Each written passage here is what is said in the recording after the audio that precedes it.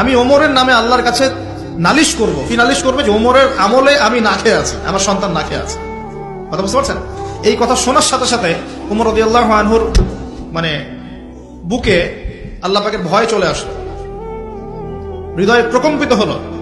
প্রকম্পিত হওয়ার পর তিনি নিজে চলে গেলেন মদিনায়, যেটাকে বলি আমরা বাইতুল মাল, মানে রাষ্ট্রীয় সম্পদ যেখানে থাকতো ওটাকে বাইতুল মাল বলা হতো। সেখান থেকে একটা আটার বস্তা নিজের কাঁধে উঠিয়েছেন, উঠিয়ে নিজে পায়ে হেঁটে ওই মহিলার বাসায় যাচ্ছেন। তার পাশে থাকা একজন সাহাবী, তিনি বলছেন, তার নাম আসলাম রাদিয়াল্লাহু আনহু, তিনি বলছেন যে ইয়া আমিরুল মুমিনিন, হে আমিরুল মুমিনিন, আমাকে দিন, আনা আহমিলুক, আমি এটাকে বহন করে নিয়ে যাই, আপনি চলেন সাথে, সমস্যা নেই, আমি বহন করে নিয়ে যাই অ্যাটলিস্ট। তখন উমর রাদিয়াল্লাহু আনহু বলছেন, দিলের কান দিয়ে শোনেন কথাগুলো, উমর রাদিয়াল্লাহু আনহু বলছেন, হাল আনতা তাহমিলু উযরি ইয়াউমাল কিয়ামা, তুমি কি কিয়ামতের মাঠে আমার পাপের বোঝা বহন করবে?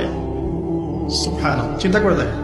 নিজের হাতে গেলেন, রান্না করে খাওয়ালেন, তারপরে বললেন আগামীকাল তুমি আমিরুল মুমিনিনের দরবারে এসো, সেখানে আমাকে পাবে। এই হলো উমর রাদিয়াল্লাহু আনহুর খেলাফত। একদিন তিনি মেষ, তার যে উট, এটাকে পরিষ্কার করছেন। আলী রাদিয়াল্লাহু আনহু দেখে বলছেন, আমিরুল মুমিনিন, আপনি পরবর্তী জেনারেশনের জন্য অনেক কঠিন আদর্শ রেখে যাচ্ছেন, আপনি এত কাজ করছেন তারপরে নিজের কাজও নিজে করছেন।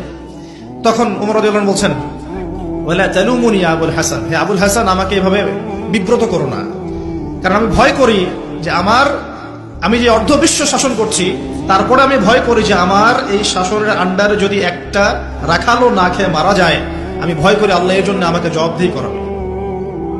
আরেকটা বলে শেষ করে দিই, আমর ইবনে আস রাদিয়াল্লাহু আনহু, তিনি একজন গভর্নর, কোথাকার? মিশরের। কার আমলে আছেন? ওমর রাদিয়াল্লাহু আনহুর সময়। তো তার ছেলের নাম হচ্ছে মুহাম্মদ। তো সেই মুহাম্মদ আমর ইবনে আসের ছেলে রাদিয়াল্লাহু আনহু।